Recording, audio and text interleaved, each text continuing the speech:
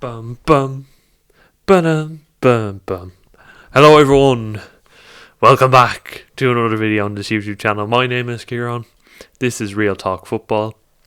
If you are new to the channel, as always, what I like to say to people is subscribe. A lot of stuff coming on this channel. I have a planned break, but after that we're coming back with a bang because I've got Champions League stuff coming.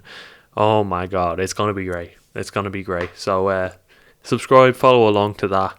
But today we are doing the preview for the Chelsea versus Spurs game, London derby, the 0-0 derby. I guarantee it's going to be 0-0. But look, every derby is 0-0. So what can you say? I mean, last week we had Arsenal, Man United, 0-0. The week before we had Liverpool, Man United, 0-0. I mean, how many 0-0s is there going to be until someone steps in and says, stop what you're doing now. Stop with that 0-0. Attack, please. Stop being boring.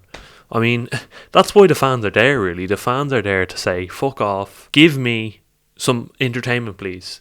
And they shout abuse at the players, and the players respond and they give them entertainment. But nowadays, there's no fans. And we're left with this sort of stinking stinkfest football, and it's not fun to watch, is it? This is a big game. Spurs, not in great form at the moment. Liverpool beat them.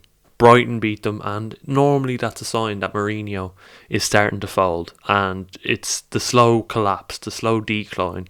It happened at Chelsea twice, it happened at Man United, it happened at Real Madrid. Third season syndrome usually for Mourinho. We've all been there, those clubs anyway. But this season it's happening in the second season at Spurs. Obviously he's got to the Carabao Cup final, and I don't know if that counts as a decline, but this season Spurs are outside the top four. They're sixth. Yeah, if we beat Spurs tomorrow night, we go above them on goal difference, and we could go fifth. If West Ham lose to Aston Villa, we will move to fifth with a win tomorrow. So Thomas Tuchel slowly digging and slowly making progress. There's a lot of work to be done if we want to get top four, but it's possible. It is possible. And Thomas Tuchel did his press conference. He did his hold on, I have to get my reading glasses on for this one, because I have some quotes. We have some quotes we have to read out. Okay, I can't see through these really, but anyway, short-term vision.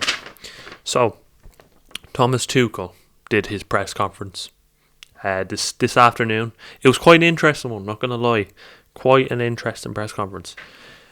The media asking stupid questions again as usual. Thomas Tuchel getting asked about 3 or 4 questions about Spurs and him being a Spurs fan, and he was like, oh, I used to be a Spurs fan when I had friends in Germany and Jurgen Klinsmann played and all this stuff. And then they asked him another question after that about Dele Alli, and he was like, are you in the wrong press conference, man? He literally said it to him. He was getting pissed off. But the reporters kept asking him about Spurs, and he was having none of it. He was like, move on, talk about Chelsea. Fair play to him for calling out that bullshit from the media. And then another reporter asked him about Mason Mount, and he was like, Mason Mount always gives his 100% for Chelsea. He always plays and he gives his 100%, and he puts pride into what he does. And I asked the question to Thomas Tuchel. That's a good answer, alright? But I asked the question, why doesn't he think all the other players don't put 100% into Chelsea? That annoys me. If he's saying this specifically about Mason Mount, that tells me that the other players don't really give a fuck about Chelsea and they're not playing for Chelsea. Although I do understand his point. Mason Mount, he does put his 100, he leaves his 100% on the pitch, but it annoys me that the other players don't. That's what I'm trying to say. And then another reporter asked him, I did some research and I found out you like a celebration after a game, doesn't everyone? But if Thomas Tuchel wins a game, apparently he goes mad. Alright, and he said he likes gin and tonic and not beer. Have you ever heard the likes of a German person liking gin and tonic over beer? I've never heard that before. Quite surprising, if I do say so myself. Although I do like to delve into a bit of gin and tonic, the odd time. Not too often. I know this has nothing to do with football, but it was a question in the press conference, so I'm just commenting on this. He said he likes pizza and he likes spaghetti bolognese, and you know, doesn't everyone? A bit of pizza and a bit of spaghetti bolognese, can't go wrong. The press conference advanced. He said he thinks the academy is very important, which I like that comment. But he said no gifts are given to anyone, even the academy graduates, reiterating the point that he picks the teams on meritocracy. He gave his support to Reece James over the terrible abuse Reece James suffered on social media, the cretins on social media giving Reece a horrible time, and fuck them. The final question, eventually a reporter asked it. It took about 20 questions, but a reporter asked, was there any injuries? And Thomas Tuchel said Zouma and Havertz are out of the game tomorrow, so they're not involved.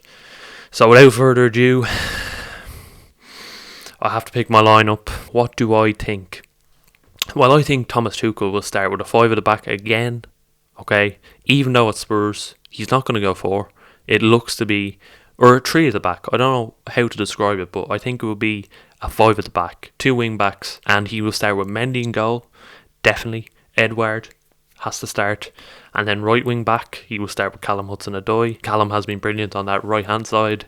I don't see him going with Reece James, not quite yet, until he realises Reece's potential, because Reece is fantastic as well. And then the 3 centre backs, I think it's quite evident. I'll go with Azpilicueta, right centre back. Aspie has always played in that position fantastically.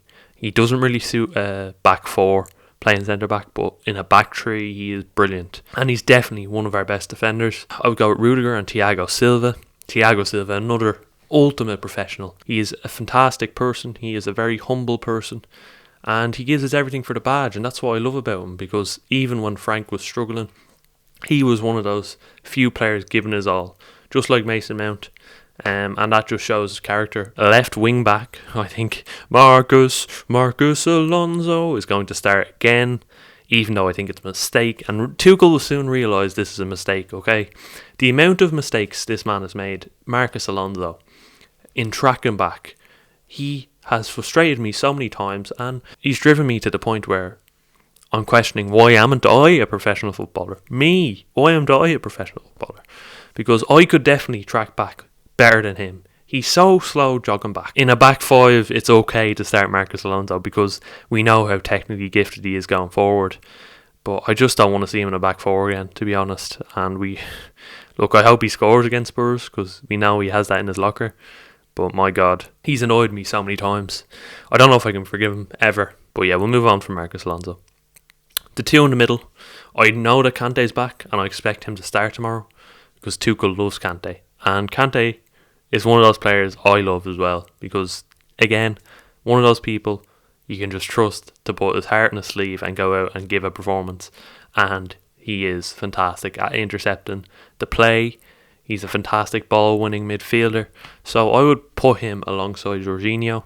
I will justify Jorginho. I think Jorginho is very good at controlling the play. I would start Kovacic, but Kovacic tends to drift forward a lot, and that's what Kante likes to do as well. As a ball-winning midfielder, he's going to attack a bit more. He's going to attack the midfield a bit more, and try and win the ball back. But with Jorginho, he's constantly sitting back in that CDM role, so I think it's a bit safer to go with Jorginho here. And then if you look at the front 3, or the 2 and the 1, I would go with Mason Mount. I think Mason Mount has been fantastic this season, and he should start tomorrow with Havertz out.